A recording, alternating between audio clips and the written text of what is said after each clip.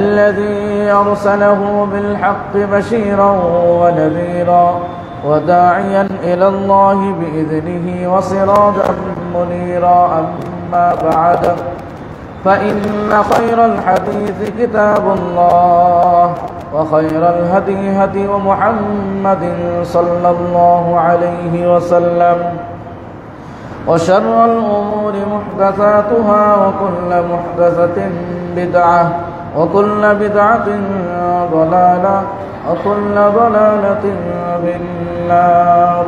فقد قال الله تعالى في كلامه المجيد وبفرقانه الحميد: أعوذ بالله من الشيطان الرجيم. بسم الله الرحمن الرحيم.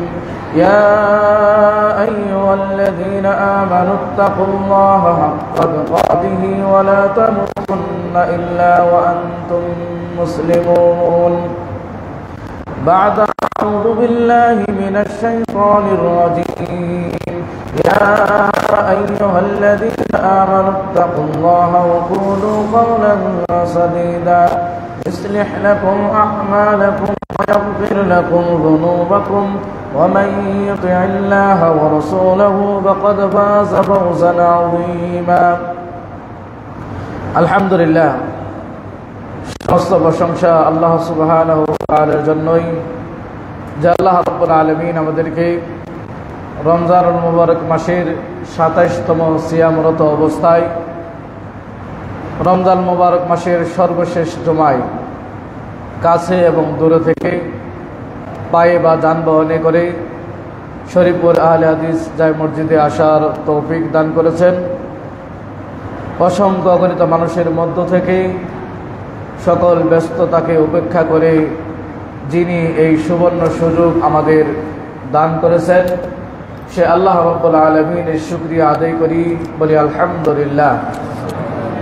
অতঃপর দরুদ ও সালাম বর্ষিত হোক নবী মুহাম্মদ রাসূলুল্লাহ সাল্লাল্লাহু আলাইহি ওয়াসাল্লামের উপর, যার দেখানো পথ মানুষ জাতির জন্য, মানব জাতির জন্য কল্যাণকর, যার আদর্শ অনুকরণীয়, অনুসরণীয় কাল কিয়ামত পর্যন্ত, যার আনুগত্য প্রকাশ পায় আল্লাহ রাব্বুল আলামিনের আনুগত্য, যার পদ্ধতি রীতি নীতি ছাড়া শরীয়তের কোনো ইবাদত আল্লাহ রাব্বুল আলামিনের কাছে গৃহীত নয়, যাকে সারা বিশ্ববাসীর জন্য মানদণ্ড করে দিয়েছেন, গোটা পৃথিবীর জন্য রাহমাতাল লিল আলামিন হিসেবে ঘোষণা করেছেন, সেই মহান নেতার উপর বর্ষিত হোক অজস্র দরুদ ও সালাম।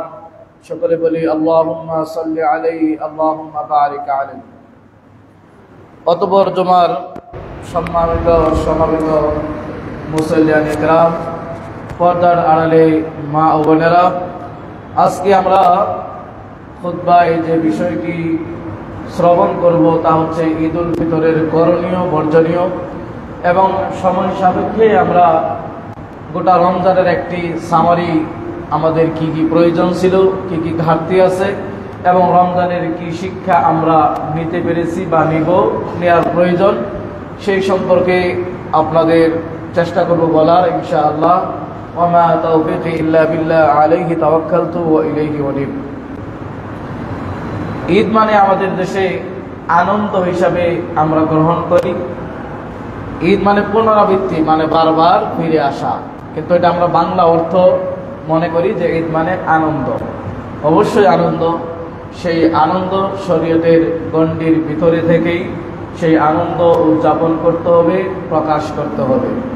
শরীয়ত গর্হিত কাজ, যে কাজে আনন্দ দেয়, সেই কাজ শরীয়তের বিরোধী হলে, সেই কাজ আনন্দিত হলেও সেই কাজ আমাদের করা যাবে না। মুমিনদেরকে আল্লাহ রাব্বুল আলামিন অশ্লীলতা, বেহায়াপনা থেকে বেঁচে থাকার নির্দেশ দিয়েছেন। সালাত এমনটাই আমাদের অনুপ্রাণিত করে এবং দুর্বৃত্ত করে অশ্লীলতা, বেহায়াপনা। কাজেই আনন্দ করতে গিয়ে যেন শরীয়ত লঙ্ঘিত না হয়, সেই দিকে আমাদের লক্ষ্য রাখতে হবে। ঈদের প্রচলন, এই ইতিহাস আপনারা জানেন। আল্লাহ রাসূল সাল্লাল্লাহু আলাইহি ওয়াসাল্লাম মদিনায় আগমনের পরে সেখানে দুটি উৎসব তারা পালন করত, নওয়াজ আর মেহেরজান। আল্লাহ রাসূল সাল্লাল্লাহু আলাইহি ওয়াসাল্লাম জিজ্ঞাসা করা হলে তারা তাদের উৎসবের সেই ইতিহাস তুলে ধরার পরে রাসূল সাল্লাল্লাহু আলাইহি ওয়াসাল্লাম মুসলিমদেরও এরকম সাংস্কৃতিক একটি উৎসব আনন্দ ঘনমুখর হওয়ার প্রয়োজন, সেজন্য আল্লাহ সুবহানাহু ওয়া তাআলা গোটা বিশ্বের মুসলিমদের জন্য বছরে দুটি আনন্দের দিন আমাদের দিয়েছেন। একটি হচ্ছে ঈদুল ফিতর আর একটি হচ্ছে ঈদুল আযহা, যেটি আমাদের হাতছানি দিচ্ছে হয়তো আর 3 দিন পরেই হয়তোবা চাঁদের সাথে সম্পৃক্ত সব অথবা মঙ্গলবার 30-29-এর ভেদে সেই হাতছানি দিচ্ছে। সেদিকে লক্ষ্য রেখে আমাদের কিছু করণীয় এবং আমাদের কিছু বর্জনীয় রয়েছে। ঈদের দিন সর্বপ্রথম আমাদের যে সমস্ত কাজ করার অন্যতম একটি সেটি হচ্ছে ফজরের সালাত জামাতে আদায় করা, প্রতিদিন আদায় করা। ঈদের দিন আমাদের ফজরের সালাত জামাতে আদায় করা। এরপরে হচ্ছে সুন্নাহ হিসাবে যে কাজগুলো রাসূল সাল্লাল্লাহু আলাইহি ওয়াসাল্লাম আপনাকে আমাকে করতে বলেছেন, উম্মতের জন্য রেখে গেছেন উত্তম আদর্শ হিসাবে, নমুনা হিসাবে, তা হচ্ছে গোসল এবং পরিষ্কার পরিচ্ছন্নতা এবং পারলে নতুন পোশাক পরিধান করা, অন্ততপক্ষে পবিত্র সুন্দর পোশাক পরিধান করা। এটি হচ্ছে আমাদের অন্যতম একটি করণীয়। অনুরূপভাবে ঈদের দিন কিছু খাবার গ্রহণ করা। আমরা জানি ঈদুল আযহার ব্যতিক্রমী ঈদ হচ্ছে ঈদুল ফিতর।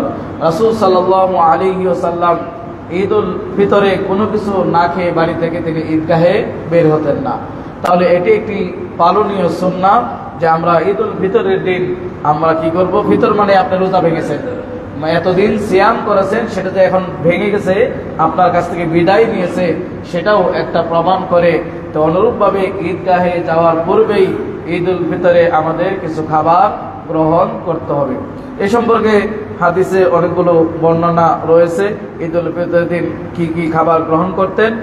তার মধ্যে রাসূল সাল্লাল্লাহু আলাইহি ওয়াসাল্লাম কয়েকটি খেজুর না খেয়ে তিনি বাড়ি থেকে বের হতেন না।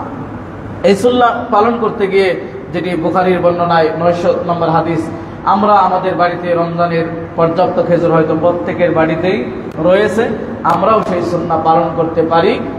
সেটি বেজুর সংখ্যায় খাওয়ার চেষ্টা করবেন, 1, 3, 5 এরকম খাওয়ার চেষ্টা করবেন।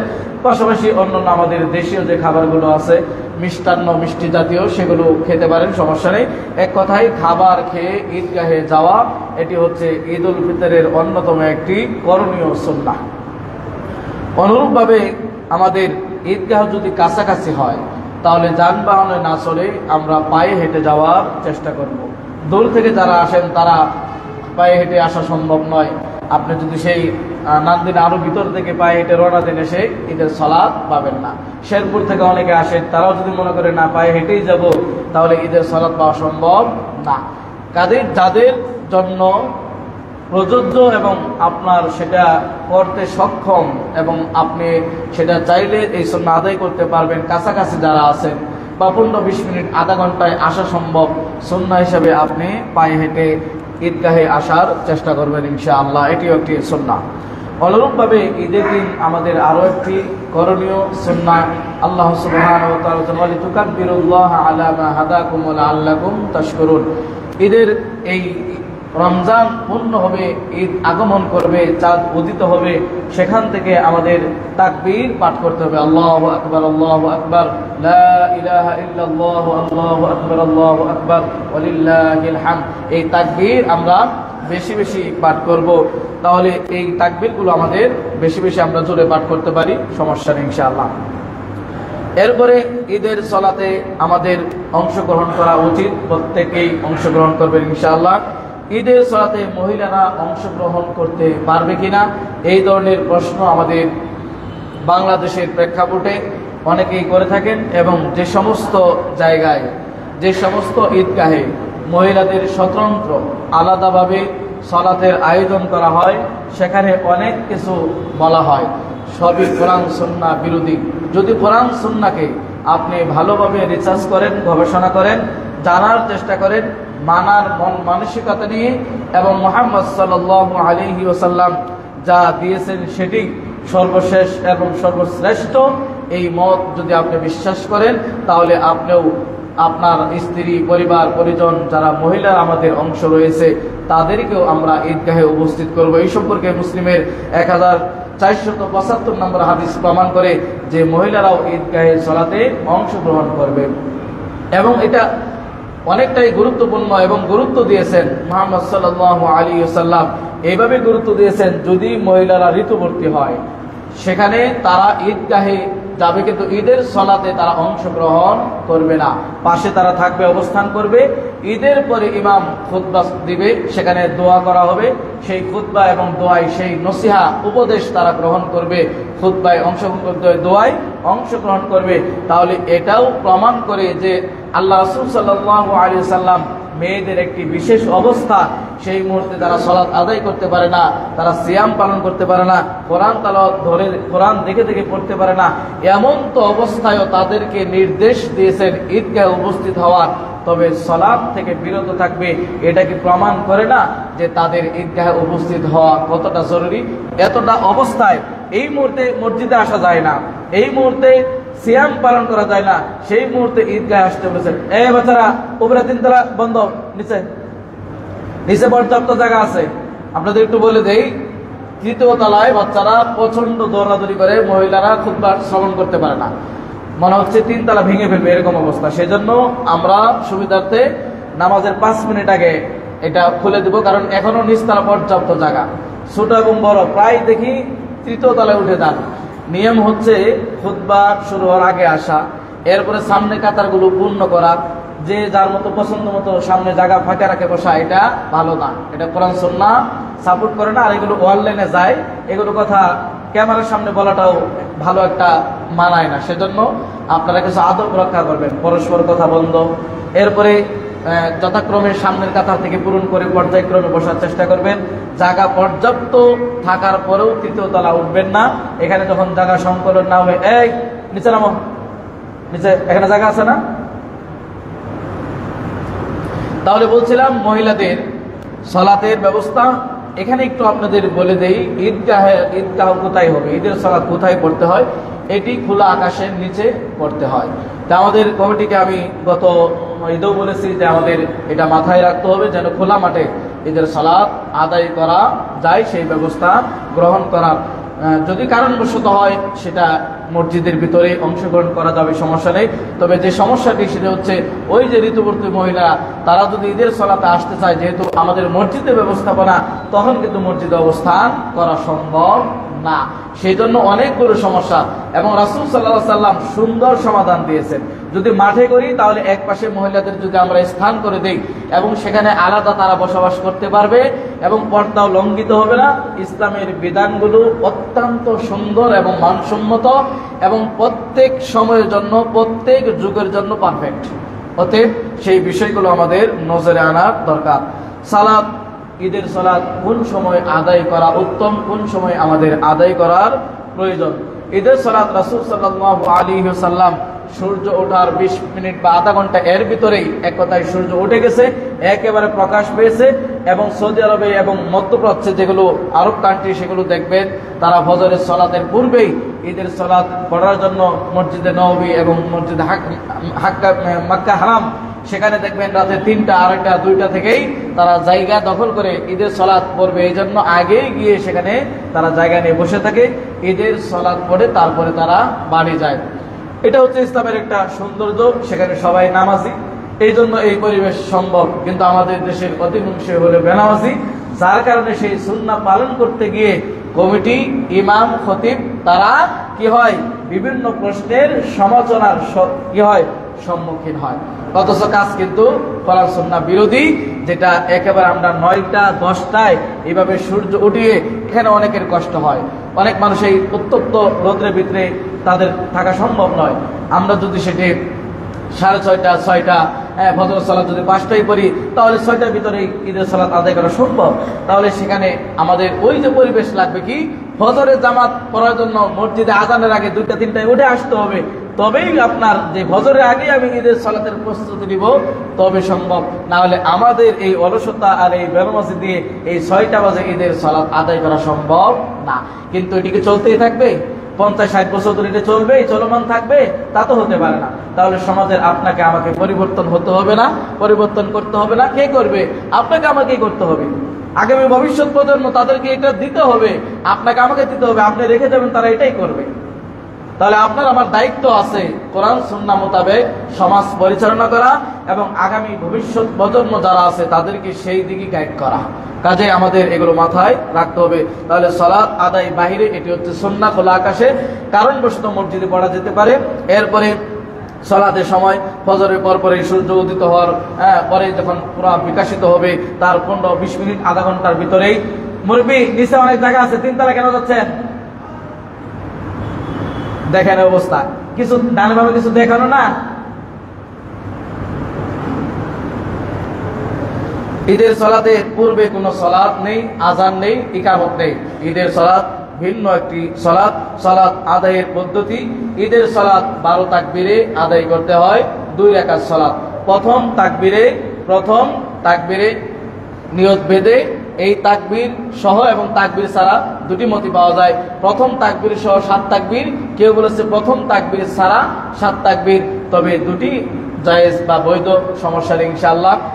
আমরা যেটা করি সেটা হচ্ছে প্রথম তাকবীর সালাতে প্রবেশ করেছি, এটি ছাড়া প্রথম রাকাতে 7 তাকবীর, এরপরে সূরা ফাতিহা, এরপরে সূরা আলা, এইভাবে এরপরে দ্বিতীয় রাকাতে 5 তাকবীর কেরাতের পূর্বে, এরপরে সূরা ফাতিহা, এরপরে সূরা গাশিয়া, সুন্নতি সূরা, আর অন্যান্য সূরা রাসূল সাল্লাল্লাহু আলাইহি ওয়াসাল্লাম, সূরা কফ, এগুলো পড়েছেন, সেগুলো সুন্নাহ হিসাবে আমরা পালন করতে পারি। ঈদের শুভেচ্ছা কিভাবে আমরা বিনিময় করব? ঈদের শুভেচ্ছা বিনিময়ের পদ্ধতি সেটি রাসূল সাল্লাল্লাহু আলাইহি ওয়াসাল্লামের পদ্ধতি, সাহাবীদের পদ্ধতি। সাহাবীরা যেভাবে করেছেন, রাসূলকে যেভাবে তারা দেখেছেন, সেইভাবেই আমাদের এই ঈদের শুভেচ্ছা বিনিময় করার প্রয়োজন। তা হচ্ছে তাকাব্বালাল্লাহু মিন্না ওয়া মিনকা। এইভাবে আমরা যে আল্লাহ রাব্বুল আলামিন কবুল করুন তোমার পক্ষ থেকে, আমার পক্ষ থেকে, কুল্লু আমিন ওয়া আনতুম বিখাইর, প্রতিটি বছর তোমার জন্য কল্যাণকর হোক, এইভাবে আমাদের ঈদের শুভেচ্ছা বিনিময় করা যেতে পারে। ঈদের কোলাকুলি নিয়ে এটা সবসময় করা যেতে পারে, শুধু ঈদের দিন বিশেষ করে কোলাকুলি এটা নয়, বরং কোনো মুসলিমের সাথে অনেক দিন পরে সাক্ষাৎ হয়েছে, আপনি তার প্রতি ভালোবাসা আবেগ প্রদর্শন করবেন, সেটিতে সমস্যা নেই ইনশাআল্লাহ। এবং অনুরূপভাবে আত্মীয় স্বজনের খোঁজ খবর আমাদের নিতে হবে, এটিও একটি আমাদের করণীয় ঈদ সংক্রান্ত বিষয়ে। আত্মীয় স্বজন তারা তাদের পোশাক পরিচ্ছন্ন, তারা পোশাক আদি আপনার মতো কিনতে পেরেছে কিনা, আপনার মতো যেগুলো সামগ্রী ঈদে আমরা ব্যবহার করি, খাবারের দ্রব্য, সেই বস্তুগুলো তারাও কিনতে সক্ষম হয়েছে কিনা, এটাও মুসলিম দায়িত্ব, আপনার আমার কর্তব্য।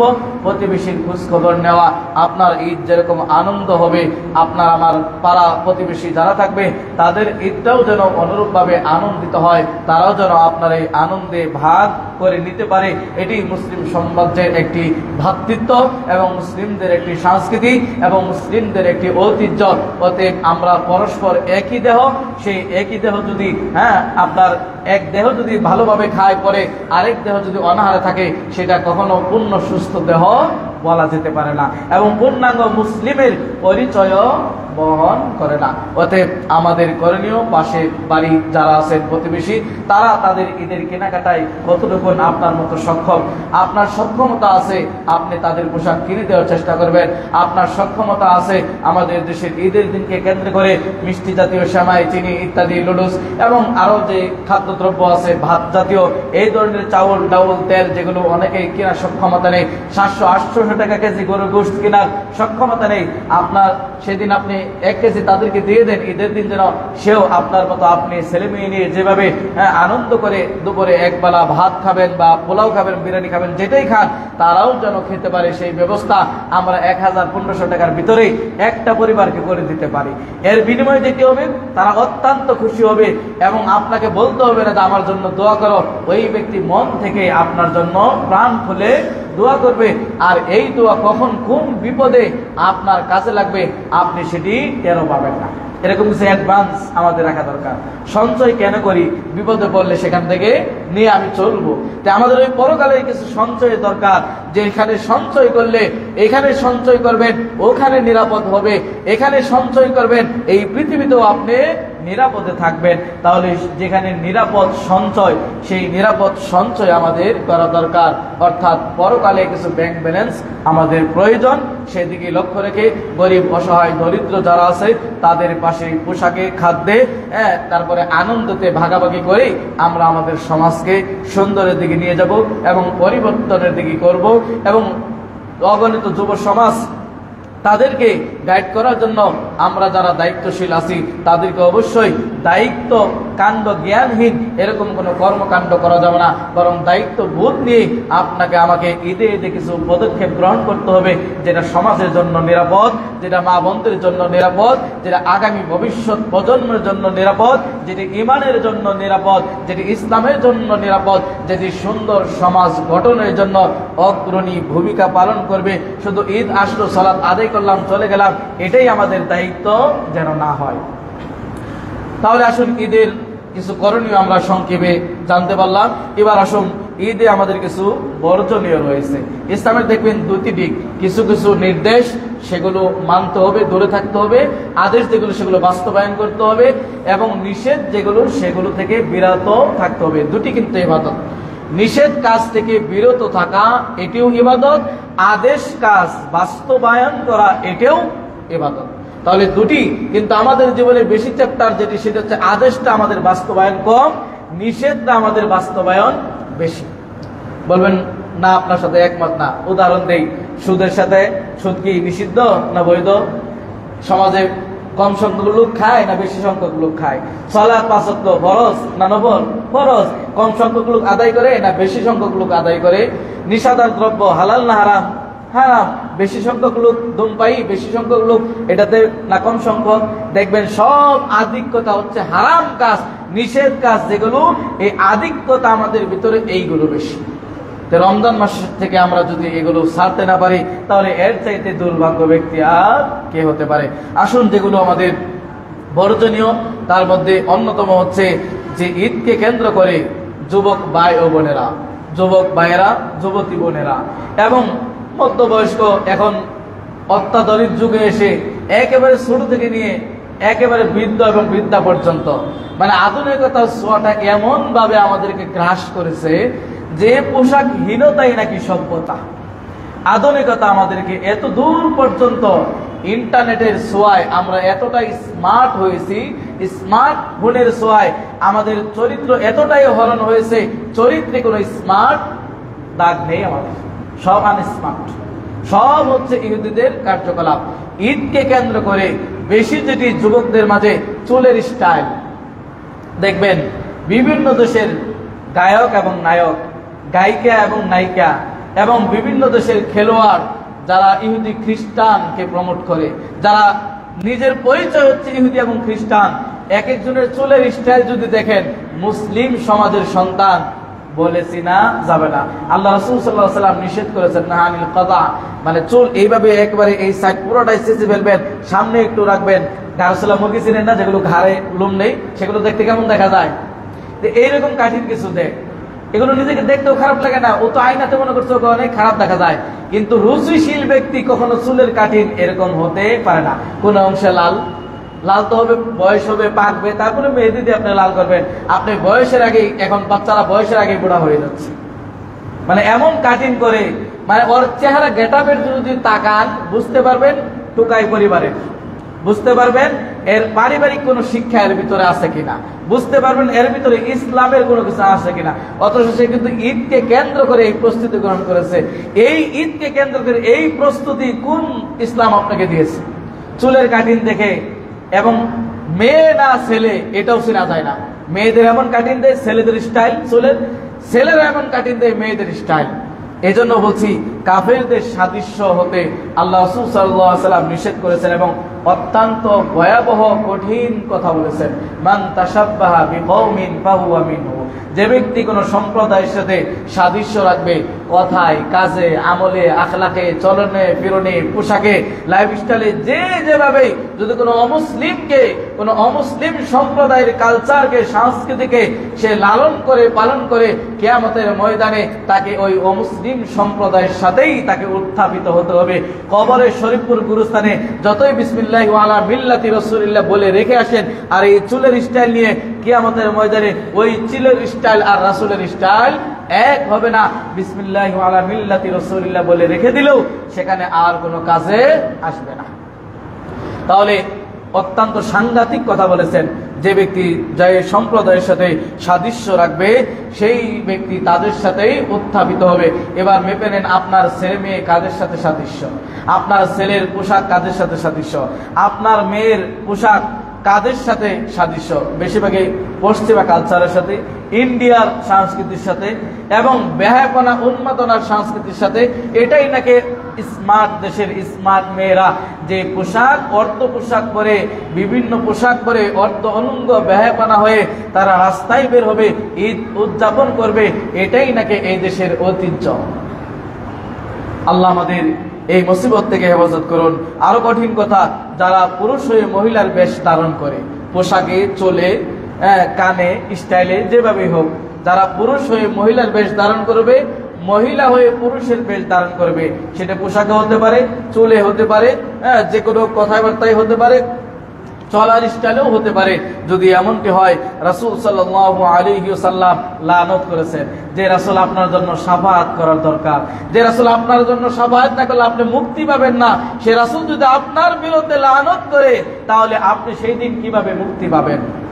আল্লাহ রাসূলের লানত, যদি আপনার অভিশাপ, যদি রাসূলের অভিশাপ আপনার উপর হয়, যে রাসূল রাহমাতাল লিল আলামিন, যাকে আল্লাহ রাব্বুল আলামিন গোটা বিশ্ববাসীর জন্য রহমত স্বরূপ পাঠিয়েছেন, কিন্তু সেই রহমত আপনি গ্রহণ করতে পারেন নাই, সেই রহমত আপনি রিসিভ করতে পারেন নাই, সেই রহমত আপনি অর্জন করতে পারেন নাই, তাহলে এই সংখ্যা কিন্তু আমাদের কম না।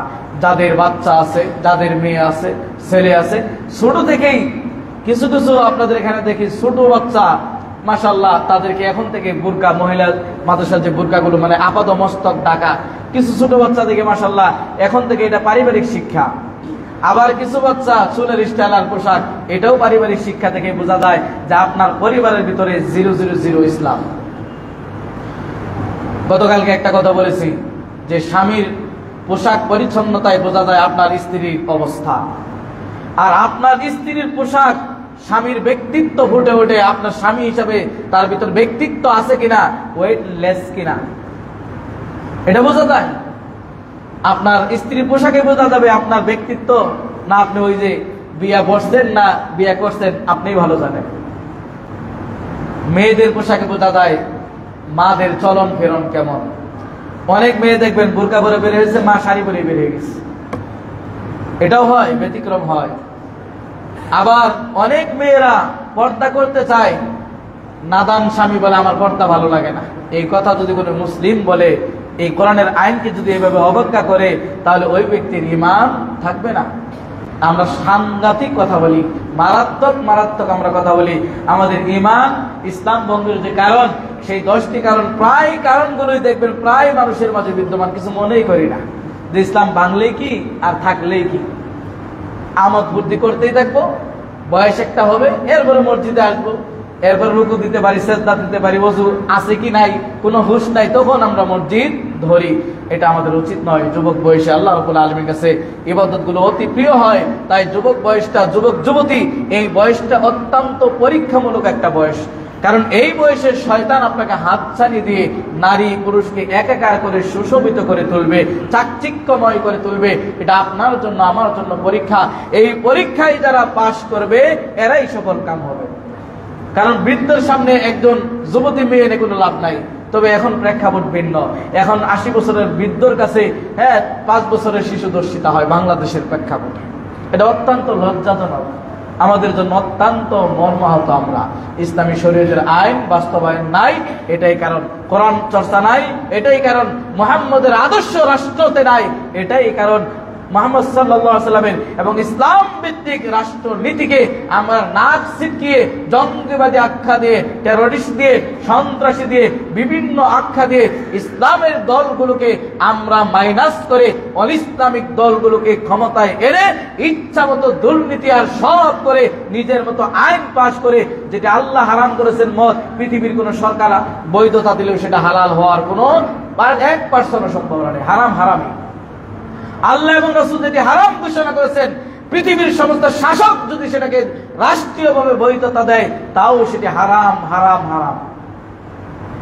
কিন্তু এই মন মানসিকতা কয়জন লালন করি আমরা? একেবারে কম। যেগুলো আমাদের বর্জনীয়, তাহলে নারী হয়ে পুরুষের বেশ ধারণ করা, পুরুষ হয়ে নারীর বেশ ধারণ করা, এগুলো করা যাবে না। অনুরূপভাবে ঈদের দিন কে শুধু কেন্দ্র করে কবর জিয়ারত, বাকি কোনোদিন খবর নেই, শুধু ঈদের দিন কবর জিয়ারত, এটা উচিত নয়। আপনি কবর জিয়ারত মৃত্যুকে স্মরণ হয় প্রতিনিয়ত করার চেষ্টা করুন, সময় পেলে যান। আর উসমান বিন আফফান রাদিয়াল্লাহু আনহু জান্নাতের সার্টিফিকেট প্রাপ্ত সাহাবী, ইসলামের তৃতীয় খলিফা, কবরের পাশে গেলে কেঁদে কেঁদে তিনি দাড়িগুলো ভিজিয়ে ফেলতেন। কি জীবন তাদের, জান্নাতের সার্টিফিকেট পেয়েছে, এরপরও কবরের কাছে গিয়ে কেঁদে কেঁদে বুক দাড়ি বেশি ফেলতেন। আলী রাদিয়াল্লাহু আনহু তারা কত আশঙ্কা করতেন যে আল্লাহ যদি জাহান্নামে দিয়ে দেয়, যদি ইবাদতটা কবুল না হয়, যদি কোনোভাবে আল্লাহ অখুশি হয়, আল্লাহ অসন্তুষ্টি হয়, আমাদের কি হবে। তাদের চিন্তা ভাবনা কত সুউচ্চ ছিল। সেই জন্য তো এত সুন্দর স্টেট, এত সুন্দর দেশ, এত সুন্দর তারা পরিবার পরিজন এবং এত সুন্দর সমাজ, যা আজও সাহাবীদেরকে শ্রদ্ধা করে স্মরণ করে, যাদের সম্পর্কে আল্লাহ রাব্বুল আলামিন কোরআনের ভাষায় বলেছেন লাকাদ রাদিয়াল্লাহু আনহুম ওয়া রাদু আন, আল্লাহ তাদের প্রতি সন্তুষ্ট, তারাও আল্লাহ রাব্বুল আলামিনের প্রতি সন্তুষ্ট। তাহলে কেমন সার্টিফিকেট পেয়েছে যে আল্লাহ তাদের প্রতি সন্তুষ্ট, তারাও আল্লাহর প্রতি সন্তুষ্ট। আমাদের জীবনে কি এরকম কোন আমল আছে যা বলতে পারবো আল্লাহ আমার প্রতি সন্তুষ্ট? না থাকলে আমাদের এখনই অর্জন করতে হবে। ঈদের দিন কবর জিয়ারত নয়, বরং চেষ্টা করবেন প্রতিনিয়ত করার। অনুরূপভাবে ঈদকে কেন্দ্র করে নারী পুরুষ একাকার মিলিত হওয়া, এটা করা যাবে না। আত্মীয় স্বজন, মামাতো ভাই, খালাতো ভাই, বুয়াতো ভাই ইত্যাদি ইত্যাদি, ঈদের শুভেচ্ছা বিনিময় করতে গিয়ে একেবারে আপনি গলাগলি ধরে রাস্তায় বের হবেন, বিকালবেলা পার্কে বের হবেন, বিকালবেলা আপনার সৌন্দর্য লাবণ্য এগুলো পরস্পর ফুটিয়ে তুলবেন, আর যুব সমাজকে নষ্ট করবেন। আর দোষিতা হলে বলবেন পোশাকের কোনো দোষ নাই, চোখের দোষ। কোরআনের আইন লঙ্ঘন করে বের হচ্ছেন আর বলতেছেন পোশাকের কোনো দোষ নেই। আল্লাহ বিধান দিলেন ওয়াকারনা ফি বুয়ুতিকুন্না ওয়ালা তাবাররাজনা তাবাররুজাল জাহিলিয়াতিল উলা, তোমরা তোমাদের বাড়ির ভিতরে থাকো। আরে আপনার স্বামী আপনার মাথার গাম পায়ে পেরে আপনার খাবার দাবার পোশাক আদি যা যা প্রয়োজন তার সাধ্যের ভিতরে এবং জীবনটা দিয়ে পর্যন্ত দিয়ে দিতে চায় স্ত্রীর জন্য, এরপর আপনার বাইরে কি কাজ? আমার তো মনে হয় আমাদের যেরকম ব্যবস্থা থাকতো ঘরে বসে বসে খাবো, বাইরে বের হওয়ার কোনো দরকারই ছিল না। এই রোদ্রের ভিতরে গাড়ির চিপায় এরপরে কত পরিশ্রম করে, তাহলে আপনাদের সুখে খেলে ভূতে গেলায়। নারীদের কি অনেক মা বোন আছে সুখে খেলে ভূতে গেলায়। তো এই সুখে গেলে ভূতে গেলায় এই রোগ যাদের আছে, এটা দুনিয়া থেকে সেরে নিতে হবে। আপনার মৃত্যুর ঘর ঘর বেজে উঠবে, আর কোন তওবা, আর কোন এইভাবে আর কোনো কিছু আপনার কাছে আসবে না। অতএব সেই সময় আসার পূর্বে আপনাকে আমাকে পরিশুদ্ধ হতে হবে। অনুরূপভাবে গান বাদ্য বাজনা, এটাও আমরা ঈদের দিনকে কেন্দ্র করে, ঈদ মানে আনন্দ আপনি আমি বলে থাকি, সেটা বলেছি কোরআন সুন্নাহ মোতাবেক, কোরআনের গণ্ডির ভিতরে, রাসূলের আদর্শের ভিতরে থেকেই আপনাকে আনন্দ ভাগাভাগি হতে হবে। এটা কোন ধরনের আনন্দ? উচ্চ আওয়াজে আপনি বক্স বাজিয়ে একজন অসুস্থ রোগীকে কষ্ট দিবেন, বাচ্চাকে কষ্ট দিবেন, বৃদ্ধকে কষ্ট দিবেন, বৃদ্ধাকে কষ্ট দিবেন। মুসলিম গান শোনা হারাম, কিন্তু আপনি বাধ্য করেছেন আপনি তার বাড়ির পাশে সেই রাত থেকে শুরু করে নিয়ে যে সময় তাহাজ্জুদ পড়ার কথা ছিল, যে সময় যুবকদেরকে আল্লাহর ইবাদতে পড়ে চোখের পানি জর জর করে ছেড়ে দিয়ে যে আল্লাহ যৌবনকালে অনেক অপরাধ করেছি, তুমি ক্ষমা করো, এই তাহাজ্জুদের সময় এই গভীর রজনীতে তুমি আহ্বান করো। কার কি প্রয়োজন? কত যুবক আজকে অবিবাহিত, বিবাহ হচ্ছে না, কই কোনো যুবককে তো আমি দেখি না যে আল্লাহর কাছে তারা ওইভাবে ফরিয়াদ করে। দেখানোর বিষয় নাই, কিন্তু আপনার তাকওয়ার একটা লিবাস প্রকাশ পায়, যে আপনার ভিতরে তাকওয়া আছে কি নাই এটা প্রকাশ পায়। আপনি প্রকাশ না করতে চাইলে হবে, মানুষ বুঝতে পারবে এই লোকটার ভিতরে দিনদারিত্ব আছে, এই লোকটার ভিতরে অনেক কিছু আমল আছে, কিন্তু সেগুলো আমরা করতে চাই না। যারা পিছনে ফাঁক ফাঁক হয়ে বসছেন সামনে আগে বসুন, পিছনে বাইরে আছে তাদের জায়গা করে দেন এবং কাতারগুলো পরিপূর্ণ করে বসবেন। যিনি বলতে চাচ্ছেন গান বাদ্য বাজনা ইসলামে হালাল না হারাম? হারাম। যে মুরব্বীরা বলেন বাচ্চাদের আবদার, ছোটদের আবদার, মুরব্বী আপনাকে বলি ইন্না আতানা সাদাতানা ওয়া কুবরানা, আজকে যে দরদ আপনি দেখিয়েছেন আপনার ভাতিজার উপর, আজকে যে দরদ আপনি দেখিয়েছেন আপনার ছেলের উপর, আজকে যে দরদ আপনি দেখিয়েছেন সমাজের মানুষের, যে যুবকরা একটু করবে, এই যে দেখিয়েছেন, এরাই কিয়ামতের দিন বলবে এই মুরব্বীরা, এই বয়স্করা, এই নেতৃস্থানীয় লোকেরা, এই সমাজপতিরা, এরাই আমাদের প্রশ্ন করেছে, অতএব এদেরকে ডবল শাস্তি দাও। আপনার এই আবেগ, ইসলাম আবেগ দিয়ে চলে না, ইসলাম বিবেক দিয়ে চলে। ইসলাম বিবেক দিয়ে চলে। হয়তো শরীফপুরে কোনো কোনো জায়গায় প্রস্তুতি গ্রহণ করা হয়েছে গান, বাদ্যবাজনা ইত্যাদি, এগুলোকে যদি প্রতিহত করতে না পারেন আগামী ভবিষ্যৎ আপনার জন্য অনেক কঠিন। গান, বাদ্যবাজনা কি হয়, আল্লাহর আযাব টেনে নিয়ে আসে। আমরা চাই আযাব দূর হোক, আর আপনারা ব্যবস্থা করেন যেন আযাব আসে। বক্সেট বাজিয়ে, গান বাজিয়ে বেশি বেশি ভূমিধস হওয়ার অন্যতম কারণ হচ্ছে গান, বাদ্যবাজনা, জিনা, ব্যভিচার বেড়ে যাওয়া। আপনি কি মনে করছেন জিনা শুধু ফিজিক্যালি জিনা? না, চোখের জিনা আছে, হাতের জিনা আছে। গানের মাধ্যমে আপনি জিনা করতেছেন এবং হারাম একটি বস্তু। গান শুনবেন, কিয়ামতের দিন গরম সীসা কানে ঢেলে দিবে, সেদিন বুঝতে পারবেন ইয়ারফোন কানে রাখার মর্যাদা।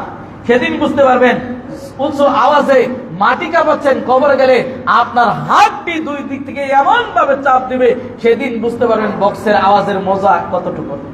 কিন্তু সেদিন কেউ দেখবে না, শুধু আফসোস করবেন। দেখার ব্যবস্থা থাকলে যারা আমরা গান শুনতে রাজি না, যারা আমরা গান শুনতে অভ্যস্ত না, যারা আমরা গানকে অপছন্দ করি, তারা হয়তো একটু হাততালি দিয়ে বাবা দিতাম, মজা চাকে দেখো, তাই না? কিন্তু ওরা তো আপনার আমার সন্তান, ওদেরকে কবরের শাস্তি হোক এটা আমরা চাই? চাই না। আমরা চাই আমাদের ভবিষ্যৎ প্রজন্ম নষ্ট হোক?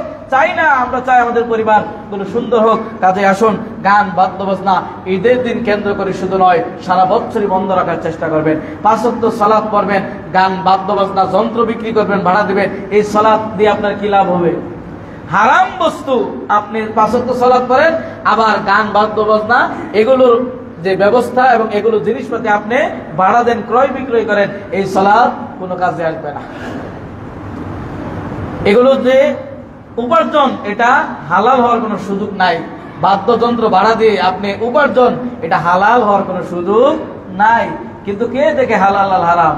যা আসে সামনে সব পেটে ঢুকাতে হবে, যা আছে সব আমার আমার আমার আমার করে নিতে হবে। এই যে আমাদের খাই খাই, এই খাই খাই কিন্তু আমাদের একেবারে কবরে এবং কঠিন মুহূর্তে কঠিনতর শাস্তির সম্মুখীন করে তুলবে। ওদের খাই খাই অভ্যাস আমাদের ছেড়ে দিতে হবে, হালাল এবং হারামে বাছাই করে আমাদের চলতে হবে। তাহলে অনুরূপভাবে আরো একটি আমাদের বর্জনীয়, সেটি হচ্ছে এই ঈদকে কেন্দ্র করে বিভিন্ন জায়গায় দেখবেন লটারির ব্যবস্থা করা হয়। লটারির বিধান হালাল এবং হারাম, অবস্থা হবে যে হালাল, অবস্থা হবে যে হারাম। অবস্থাটা হালাল। আল্লাহ রাসূল সাল্লাল্লাহু আলাইহি ওয়াসাল্লাম সফরে যাবেন, তার একাধিক স্ত্রী, কাকে নিবেন? সবাই যেতে চায়, সবাইকে নেওয়া সম্ভব নয়। কে যাবেন? মনক্ষুণ্ণ হবেন। তখন রাসূল সাল্লাল্লাহু আলাইহি ওয়াসাল্লাম, এটি কোরআনের একটি বিধান, তখন তিনি কি করতেন? নাম লিপিবদ্ধ করতেন। নাম লিপিবদ্ধ করে সেখান থেকে তুলতেন, যার ভাগ্যে যার নাম উঠবে তাকে নিয়ে যেতেন। এই লটারি বৈধ।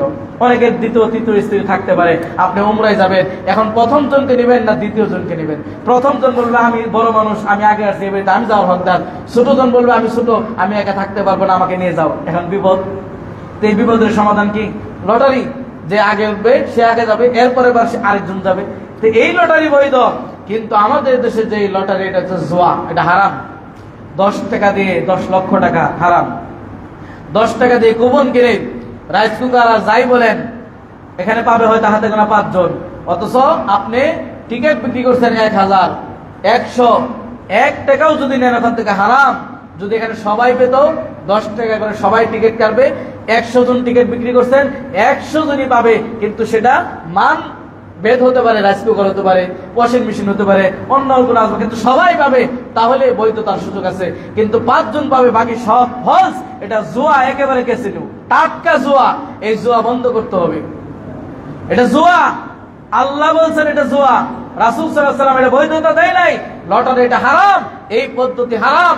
এইভাবে যদি আপনি বড়লোক হতে চান, বড়লোক হবেন জাহান্নামের বড়লোক, মানে আগুনের বড়লোক হবেন, জান্নাতের বড়লোক হওয়া যাবে না। তাহলে এই লটারি এগুলো আমাদের কি করতে হবে? বন্ধ করে দিতে হবে। এইটাকে কেন্দ্র করে, ঈদকে কেন্দ্র করে কোনো ধরনের লটারি, কোনো ধরনের গান, বাদ্যবাজনা এবং নারী পুরুষ মেলামেশা একাকার, এইগুলো যদি না হয়, যদি এমনটি হয়, সামাজিক দায়বদ্ধতা প্রত্যেকেরই আছে। প্রত্যেকের জায়গা থেকে দায়িত্বশীল। আমি ইমাম হিসেবে আপনাদের দায়িত্বশীল, অনুরূপভাবে আপনি পিতা হিসেবে পরিবারের দায়িত্বশীল, আপনি এলাকার নেতৃত্ব দেন, আপনি এই সমাজ সম্পর্কে জিজ্ঞাসিত হবেন। প্রত্যেকের জায়গা থেকে জিজ্ঞাসিত হতে হবে। সেই জিজ্ঞাসার উত্তরটাকে সঠিক দিতে পারবো কিনা। যদি না পারি এখন পরিবর্তন হতে হবে। আসুন ঈদে করণীয় বর্জনীয় আমরা সময় একেবারে শেষ প্রান্তে। সদকাতুল ফিতর এটা আমাদের সন্নিকটে। সদকাতুল ফিতর সম্পর্কে গত জমায় বলেছি, তারপর আপনাদের আর একটু টাচ দেই। সেটা হচ্ছে ইবনে ওমর রাদিয়াল্লাহু থেকে বর্ণিত, রাসূল সাল্লাল্লাহু আলাইহি ওয়াসাল্লাম এক সা পরিমাণ ছোট বড় নারী পুরুষ পরাধীন স্বাধীন প্রত্যেকের জন্য এক সা পরিমাণ খেজুর এবং জব ভুট্টা এই জাতীয় বস্তু কি করেছেন, সদকাতুল ফিতরা হিসাবে ধার্য করেছেন। এই ফিতরা এটা হচ্ছে ওয়াজিব, এটা হচ্ছে ফরজ, প্রত্যেককে দিতে হবে, ছোট এবং বড় প্রত্যেককে দিতে হবে। এবং দেওয়ার দিন বলেছি 27, 28, 29, 28, 29, 30 এবং উত্তম সময় হচ্ছে ঈদগাহে যাওয়ার পূর্বেই সেই সদকা আদায় করবেন, ফিতরা আদায় করবেন। এরপরে আদায় করলে সাধারণ সদকা হবে, সেজন্য আপনি আদায় করবেন না। এখানে দুটি ভুল, এক এটি ফরজ আপনি সেটি লঙ্ঘন করেছেন, এরপরে আপনি সেটা আদায় করতেছেন না, দুটি অপরাধ। এই জন্য আমাকে সতর্ক হতে হবে, আপনাকে সতর্ক হতে হবে। খাদ্য দ্রব্য দিয়ে দিবেন এবং আমাদের দেশে প্রচলিত যে খাদ্য সেটাই প্রধান খাদ্য দিয়ে দিবেন এবং পরিমাপ হচ্ছে 2.5 কেজি। এখানে অনেক চ্যালেঞ্জ করে দেওয়া হয়েছে, এগুলো আপনার খাদ্য ভেদে কম বেশি হয়। আমেরিকার যে চাউল এটি 1 কেজি বা 100 কেজি হবে এক সা। ইন্ডিয়ার যে চাউল এটা হয়তো 1 কেজি 40 গ্রাম হবে। এরকম যে চাল বেদে খাদ্য বেদে বলছে মুড়ি যদি ঢুকান ওখানে এক সা মুড়ি ঢুকালে 1 পাও মুড়ি তো ঢুকবে না। এবং এক সা পরিমাণ হচ্ছে 4 মুঠ, এইভাবে 1 মুঠ এখানে রাখলেন, আবার 1 মুঠ এইভাবে রাখলেন, 4 মুঠে যেটা হবে সেটাই হচ্ছে ফিতরা। এটা নিয়ে বাড়াবাড়ি আলেমরা করে, পূর্বের স্কলাররা করে নাই, সাহাবীরা করে নাই, এত প্রশ্ন করে আর এত আগে 100 টাকা মেপেই দিতে হবে না। আপনি 2.5 কেজি দিলে আপনার ফিতরা আদায় হয়ে যাবে ইনশাআল্লাহ। আপনি যদি বেশি দিতে চান কোনো সমস্যা নেই, দিবেন প্রত্যেকের জন্য 2.5 কেজি। একজন ব্যক্তির ফিতরা একাধিক ব্যক্তিকে দেওয়া যাবে, একাধিক ব্যক্তির ফিতরা একজন ব্যক্তিকে দেওয়া যাবে না। একজনের 2.5 কেজি চাউল আপনি চাইলে 3 জন 4 জনকে দিতে পারবেন, আবার 10 জনের ফিতরা চাইলে আপনি একজনকে দিতে পারেন, সমস্যা নেই। এটা মসজিদ মাদ্রাসায় না দিয়ে উত্তম, মসজিদে দিবেনই না। মাদ্রাসাতে যদি একান্ত নির্মাণ কাজ হয় তাহলে দেওয়া যাবে না, কিন্তু সেখানে হতদরিদ্র এতিম বাচ্চারা আছে, খাদ্য দ্রব্য হিসাবে দিতে পারেন।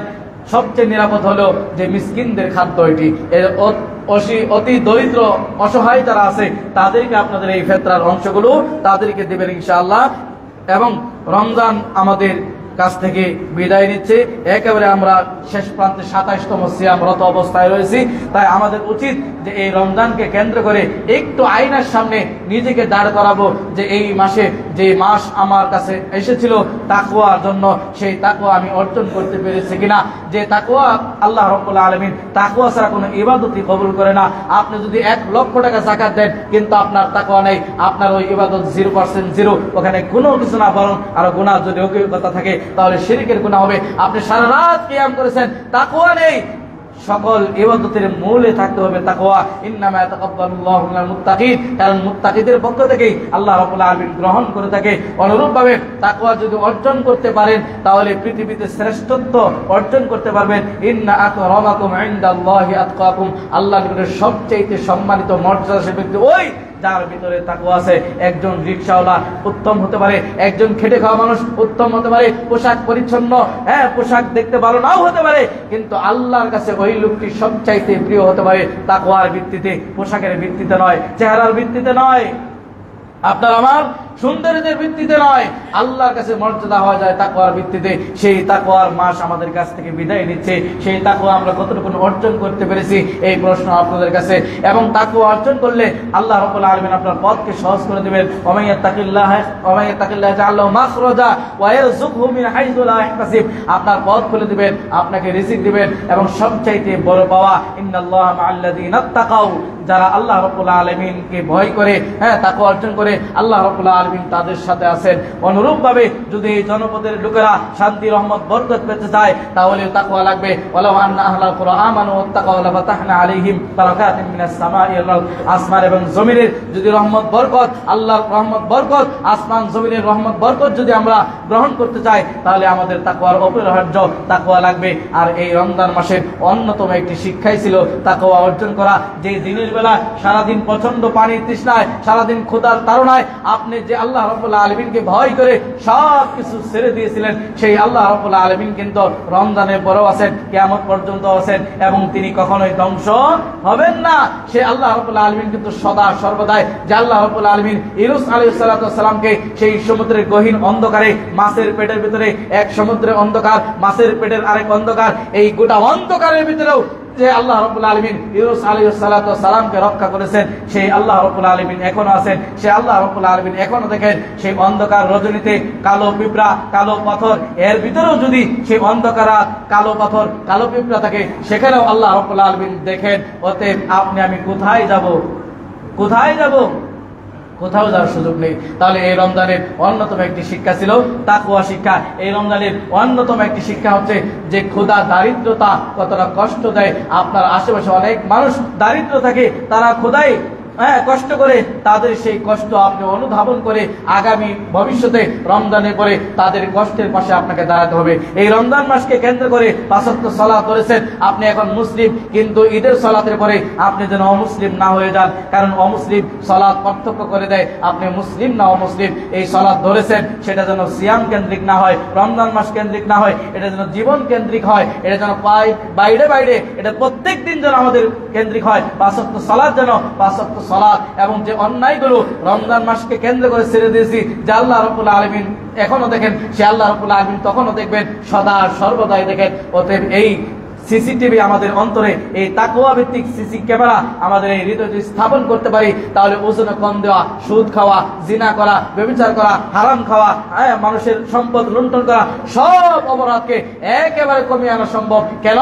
আমি তাকওয়া ভিত্তিক সিসি ক্যামেরা এখানে স্থাপন করতে পেরেছি, যে আল্লাহ রাব্বুল আলামিন আমাকে সদা সর্বদাই মনিটরিং করছেন। অতএব আমাকে জবাবদিহিতা করতেই হবে, কাজে আপনাকে আমাকে ফিরে আসতে হবে। তাই সকলকে উদাত্ত আহ্বান করছি যে ইনশাআল্লাহ আমরা রমজান কেন্দ্রিক ওজনে বেজাল দেওয়া, ওজনে কম দেওয়া ইত্যাদি ইত্যাদি। একজন ফেরেশতা নিযুক্ত হয়েছিল, ইয়া বাগিয়াল খাইর আকবিল, হে কল্যাণকারী, তুমি কল্যাণমূলক কাজকে আরো অগ্রগতি করো, বৃদ্ধি করো। আরেকজন ফেরেশতা বলে, ইয়া বাগিয়াশ শাররি আকসির, যারা অন্যায়, অশ্লীলতা, বেহায়াপনা, অন্যান্য কাজ এখন পর্যন্ত ছেড়ে দিতে পারো নাই, এখনই সময়, এখানেই থেমে যাও, আর সামনে অগ্রসর হবে না। তাহলে আমরা রমজান কেন্দ্রিক তাকওয়া, মানুষের প্রতি সহানুভূতিশীল এবং একে অপরের প্রতি যে ধৈর্যের পরিচয় দিয়েছি, সেই ধৈর্য যেন আমাদের রমজানের পরেও থাকে, সেই তাকওয়া যেন আমাদের বিদ্যমান থাকে। যে তাকওয়া ছাড়া আল্লাহ রাব্বুল আলামিন হজ, সিয়াম, কোরআন তেলাওয়াত, দান, সদকা কোনো কিছু আল্লাহ রাব্বুল আলামিন কবুল করবেন না। আল্লাহ সুবহানাহু ওয়া তাআলা সেই তাকওয়া যেন আমরা অবলম্বন করতে পারি, এবং রমজানে যে ভুল ভ্রান্তি হয়েছে সেগুলো আল্লাহ রাব্বুল আলামিন ক্ষমা করুন। আমিন। আকুলু মা তাসমাউন ওয়া লাকুম ওয়া লিসাইরিল মুসলিমিন ফাস্তাগফিরু ইন্নাহু হুয়াল গফুরুর রহিম।